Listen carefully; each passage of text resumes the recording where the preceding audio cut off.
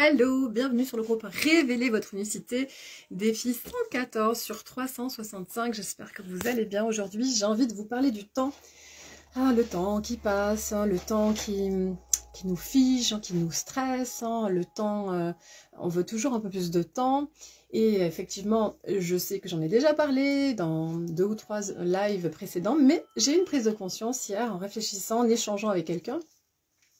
par rapport au temps, et j'avais envie de vous la soumettre. J'avais envie aussi d'avoir peut-être votre avis en commentaire, si ça vous tente par rapport à ça, parce que le temps, on peut le regarder de 2 manières différentes. On peut le regarder en se disant que on est éternel, que ce qu'on a tendance à faire quand même en tant qu'être humain, de se dire que ça va jamais se finir. C'est même pas, on se le dit pas, mais on a ce sentiment un petit peu d'éternité, qu'on mourra jamais, que ça n'arrive qu'aux autres. Voilà, on peut être amené à penser ça quand on ne porte pas de réflexion plus ou moins sur le sujet, quand on n'a pas été confronté à des situations, à des expériences bouleversantes, ou quand on voit des gens qu'on apprécie partir et qui nous amènent aussi à porter une réflexion sur notre propre existence. Bon, voilà, on a tendance à être dans ce plus tard, on fera plus tard, dans ce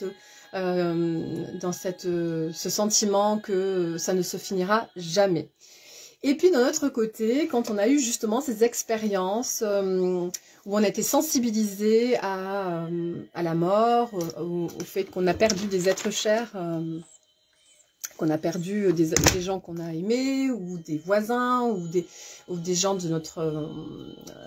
proche, de notre environnement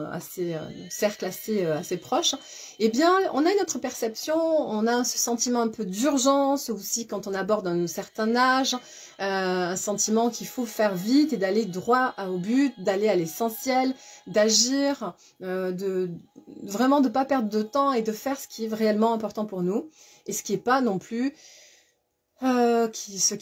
désintéressant, parce que finalement on met en place les actions qui sont importantes pour nous, on va à l'essentiel et on n'est plus rentable, j'ai envie de dire entre guillemets, on n'est plus productif, on fait beaucoup plus de choses parce qu'on est plus concentré sur ce qui est important pour nous. Et puis à mi-chemin entre ces 2 réflexions, une énième réflexion me venait par rapport au fait sans se considérer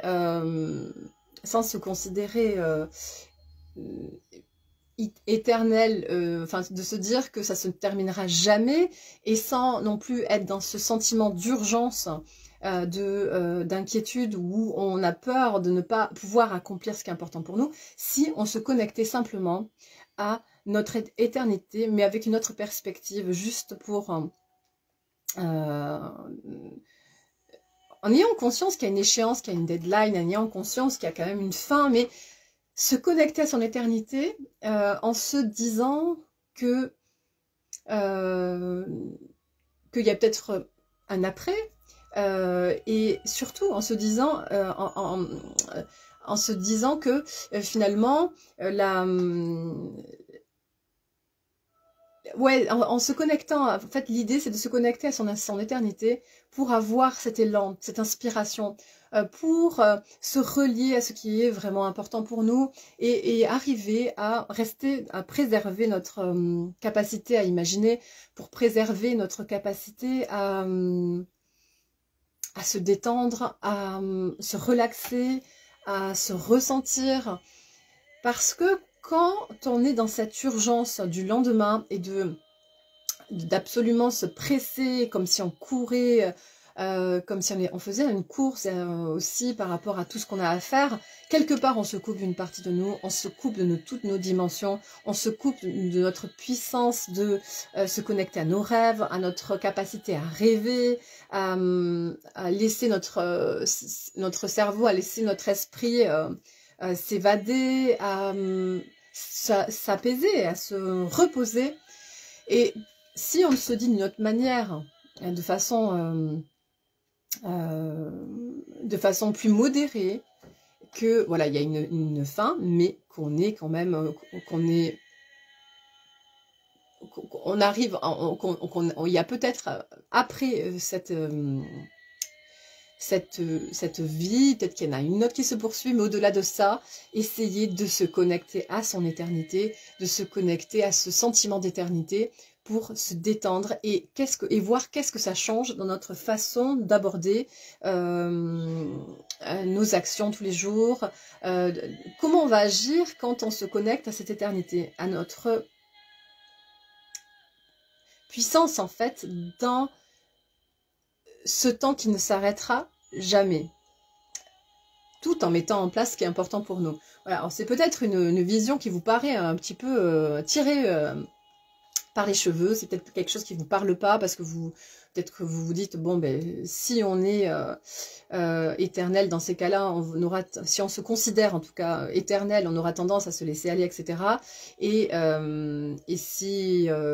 donc c'est quand même mieux de se positionner de l'autre côté en se disant voilà il y a une échéance, il y a une deadline à respecter et donc on met tout en place, etc. Mais je pense que dans toute façon d'aborder les choses, il y a les avantages et les inconvénients. Il y a peut-être un compromis entre ces deux visions, une alternative, une façon aussi d'aller chercher en fait le nectar en fait des deux façons de voir les choses en fait. Voilà, c'est peut-être ça aussi. On peut voir aussi ça comme ça que je voulais exprimer, c'est-à-dire d'aller chercher le nectar de quand on va se positionner en tant que mortel et que du coup il y a des échéances à respecter et qu'on va les mettre en place, ce qui est hyper important pour nous et que du coup ça nous bouscule un peu dans notre quotidien et qu'on va se fixer des impératifs et voilà, mettre en place les fameuses choses qu'on appelle urgentes et importantes et qu'on est focus et qu'on est concentré et qu'on va droit au but. Donc ça c'est quelque chose qui va être fondamental et qui va être très utile. Et de l'autre côté, si on se croit éternel, ou en tout cas si on se considère, on se connecte, je préfère se connecter à son éternité, eh bien, en se reliant à son éternité, on va pouvoir aussi aller chercher la quintessence de le nectar, la quintessence de cette vision, de cette philosophie, de cette façon d'être, ce style de vie en fait, dans son quotidien, c'est-à-dire de se relier à notre pouvoir d'imaginer, de se relier à ces instants de rêverie, parce que c'est vrai que du coup, si vraiment on voit les choses comme ça, on a plus de sérénité, on a plus de calme, on est plus, on se sent plus cool quand même, et puis on a peut-être plus de capacité à rêver, à imaginer. En tout cas, c'est comme ça que moi je le ressens. Je sais pas si c'est pareil pour vous. J'aimerais bien savoir si vous le vivez, vous le ressentez comme ça.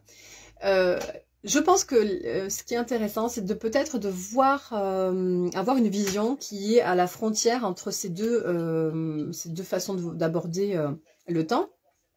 À la fois de voir, se voir comme dans un état de finitude et en même temps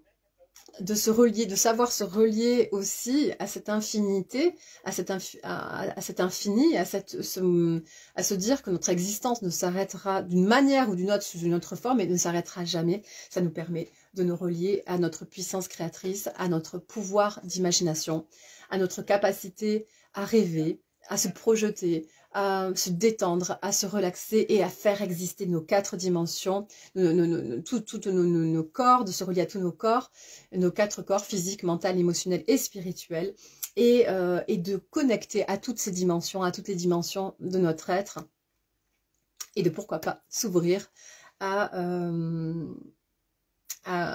des choses beaucoup plus